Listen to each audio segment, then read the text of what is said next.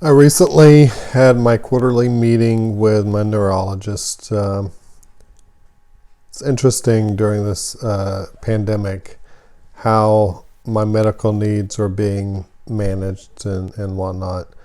Um, I'm grateful that I have a really wonderful doctor. And even though we had to meet over the web and by phone, uh, she still really tried to make sure I was doing okay. I mean, these meetings are just progression to see how far I've progressed and if I need any assistance in anything, and so they put the orders in at that point. So I have been steadily progressing. My hand and arms on both sides now are getting difficult to use. It's getting hard to lift my arms up. My hands are starting to curl, especially my right hand, which is where my right side is where everything really started. So they're going to try to see what they can do to help.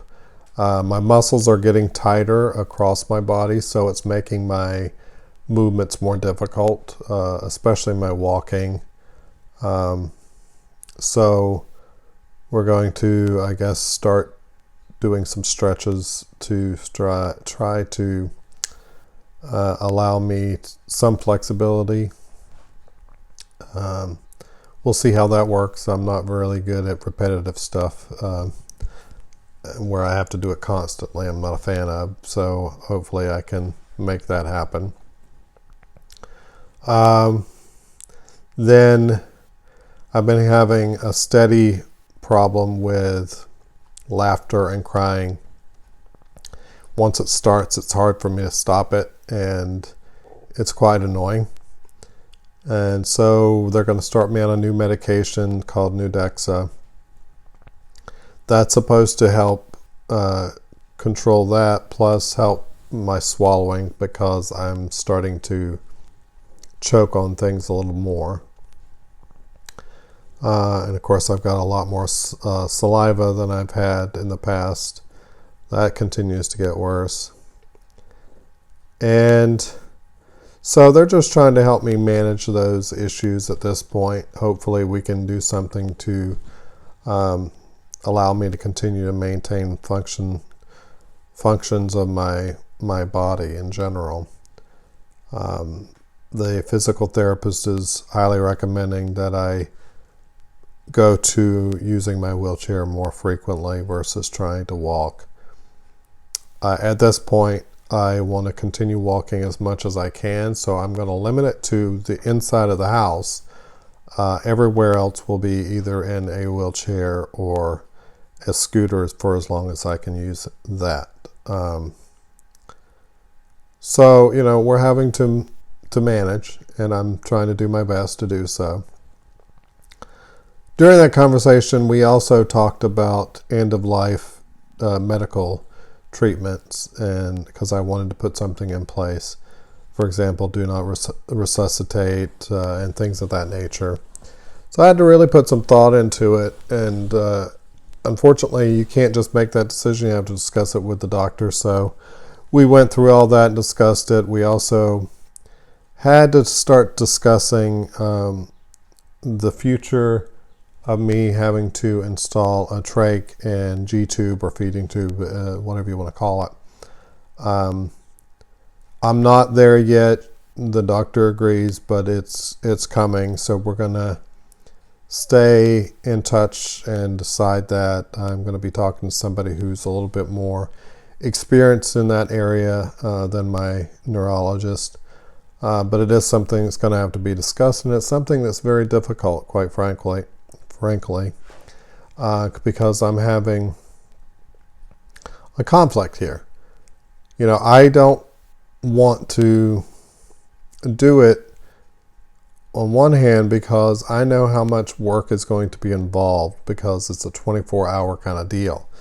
Once you get that inserted, there's constant cleaning and maintenance and issues with it as time goes by, because you're having to use that for breathing, you're having to use that for eating, and all your liquids and things of that nature has to be put through that, and there's complications with having it.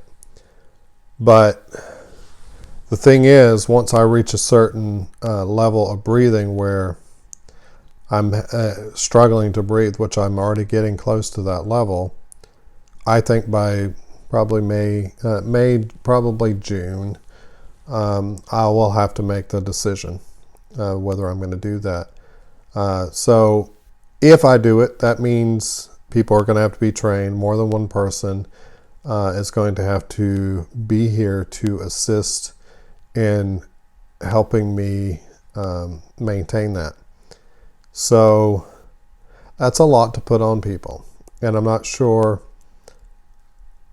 I'm ready to put that burden on anybody, but I'm also not ready to give up on life. And if that is going to help me live longer and be able to maintain my weight and things of that nature and breathe, that's a big deal, so I've got to make some serious decisions in the next few months, and I'm not really sure which way I'm going to go. I do know how I want my end-of-life treatment to be handled once I get to that point, and I've already put that in place. That is now in effect. Once I get it back, I sign it, and that's the way they'll treat me, unless I decide to change it between now and when I start getting worse. I don't foresee me changing it, but we'll see. So I've got a lot of things to think about, but I've been fortunate that I've been able to get a lot of things done. Surprisingly, even through all the pandemic, I've been able to manage to get things done. My next big hurdle is trying to get voice banking done so I can use my voice versus a computerized voice to be able to continue communicating when I lose my ability to talk, and I'm starting to have issues in that.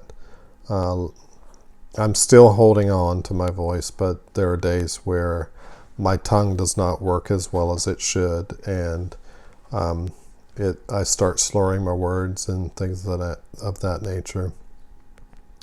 But anyway, I'm still holding in there. I'm still doing well, considering how insane things are now. I'm not able to get to my doctor's appointments, but I'm still holding on, and I'm doing well, and I appreciate all of the people reaching out to me and sending their well wishes. It really does help me a great deal to know that people do care and are concerned about my well-being. So thank you all very much, and I love you a great deal. And until next time, bye.